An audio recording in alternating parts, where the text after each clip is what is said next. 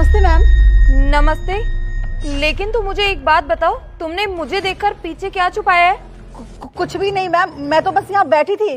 क्या बैठी थी? देखो मुझसे ना झूठ मत बोलो, मैंने अपनी आंखों से देखा है कि तुमने मुझे देखकर कुछ छुपाया है। दिखाओ मुझे क्या छुपाया है।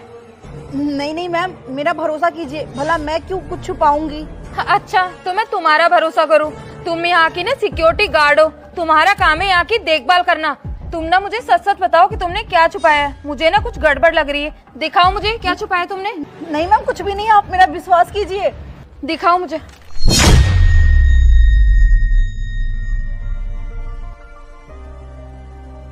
ये तो जनरल कॉम्पिटिशन्स की बुक है, तो इसका मतलब तुम तैयारी कर रही हो? जी मैम। अरे तो ऐसे बुक छुपाने की क्या जरूरत है, ये तो तुम वैसे भी पढ़ाई कर सकती हो। मैम मेरी ना मजबूरी है यहाँ छुप के पढ़ाई करना। वो क्या है ना मैम, जो भी क्लाइंट यहाँ पे आते हैं वो सब मुझे बस एक ही ताने देते हैं कि मैं गरीब हूँ और मुझे पढ़ने का कोई अधिकार नहीं है। इस वजह से मैम मुझे छुप के पढ़ाई करनी पड़ती है। अरे लोगों का काम है बातें बनाना, और बस वो तो ऐसे ही बातें बनाते रहेंगे। और मैं तुम्हें एक बात बता दूं, पढ़ाई पर ना सबका अधिकार है। तो तुम्हारा अगर मन है पढ़ाई करने का तो तुम आराम से पढ़ाई कर सकती हो। अच्छा, मैं ना तुमसे एक बात पूछूं? जी मैम साहब, पूछिए। तुम ना जॉब के साथ साथ पढ़ाई भी कर रही हो, मुझे ये बात बिल्कुल भी समझ नहीं आई। तुम ऐसा क्यों कर रही हो? मैम साहब, वो मेरी मजबूरी है, जॉब के साथ साथ पढ़ाई भी करना। क्यों क्या है ना, मेरे पापा की तबीयत बहुत ही ज़्यादा ख़राब रहती है और डॉक्टर ने कहा है बेड रेस्ट ही उनके लिए ठीक रहेगा। अगर वो काम वगैरह करेंगे ना तो उनकी तबीयत ज़्यादा ख़राब हो जाएगी। तो बस इसलिए बाबूजी की जगह मैं यहाँ जॉब करती हूँ। और मैम आपको तो पता ही है ना, इस महंगाई वाले जनरेशन में कितना मुश्किल होता है घर का खर्चा चलाना।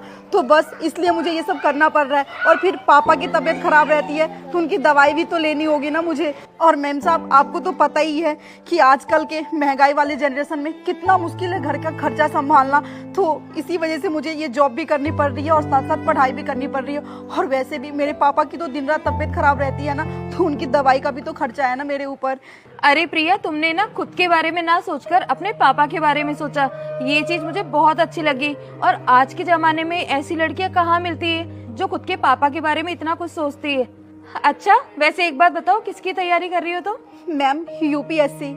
वैसे मैं तुम्हें एक बात बता दूं कि मेरी बेटी ने भी यूपीएससी की तैयारी की है। अगर तुम्हें किसी भी चीज की कोई भी जरूरत हो तो तुम ना मुझे बता सकती हो। जी मैम। अब ये लो तुम्हारी बुक और आराम से बैठकर पढ़ाई करो। और हाँ, किसी से डरने की कोई जरूरत नहीं है तुम्हें, ठीक है? मैं चलती हूँ, मैं लेट हो गई।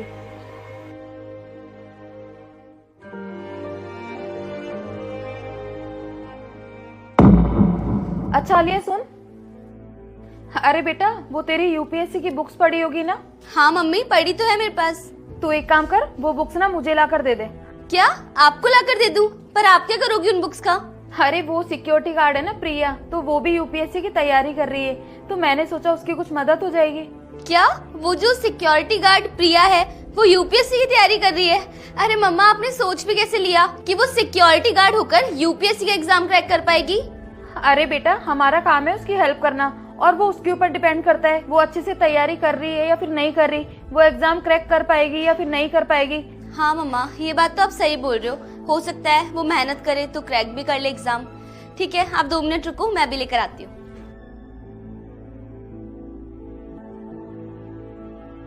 ये लो मम्मा बुक्स। ठीक है आलिया। प्रिया। नमस्ते मैम। नमस्ते। आज मैं ऑफिस गई ना तो मैंने तुम्हारे बारे में बहुत सोचा, और मैंने मेरी बेटी से भी बात की, और मेरी बेटी की ना कुछ बुक्स है, तो हो सकता है तुम्हारे काम आ जाए ये book. Thank you so much ma'am, सच में मुझे इस बुक्स की बहुत ज़्यादा ज़रूरत थी। मुझे तो समझ नहीं आ रहा मैम, मैं आपका एहसान कैसे उतारूंगी। अरे मैं कौन होती हूँ तुम्हारे ऊपर एहसान करने वाली? मैंने तुम्हारे ऊपर कोई एहसान नहीं किया, ये सब बस भगवान की मर्जी है। मैम आपको पता है आपने मेरी कितनी बड़ी मदद की है। यहाँ जो कोई भी आता था ना, मुझे बस इतना ही बोलता था कि तुम्हें ना पढ़ने का कोई अधिकार नहीं है, क्योंकि मैं गरीब हूँ ना मैम साहब। लेकिन इकलौती आप हो जिसने मुझे समझा और मेरा हौसला बढ़ाया कि मैं भी पढ़ सकती हूँ और मैं भी कुछ कर सकती हूँ। मैम, मैं सच बता रही हूँ, यहाँ आपके जैसा कोई नहीं है और आपका एहसान मुझे नहीं पता मैं कैसे चुकाऊंगी, लेकिन मैं दिल से बोल रही हूँ कि आपने मेरी बहुत बड़ी मदद की है। धन्यवाद मैम साहब। अरे तुम्हें ना एहसान उतारने की कोई जरूरत नहीं है। और मैं तुम्हें एक बात बता दूं, तुम इन लोगों के बारे में सोचोगी ना तो कभी आगे नहीं बढ़ पाओगे। तुम बस अपने परिवार के बारे में और खुद के बारे में सोचो। और सच बताऊं तो मैं भी दिल से चाहती हूँ कि तुम पढ़ लिख कर ना बड़ी अफसर बनो। जी मैम साहब, आपने जैसे मेरा हौसला बढ़ाया है, मैं आपसे प्रॉमिस करती हूँ कि मैं एक बड़ी अफसर बन के आपको जरूर दिखाऊंगी। चलो अब तुम पढ़ाई करो, मैं चलती हूँ।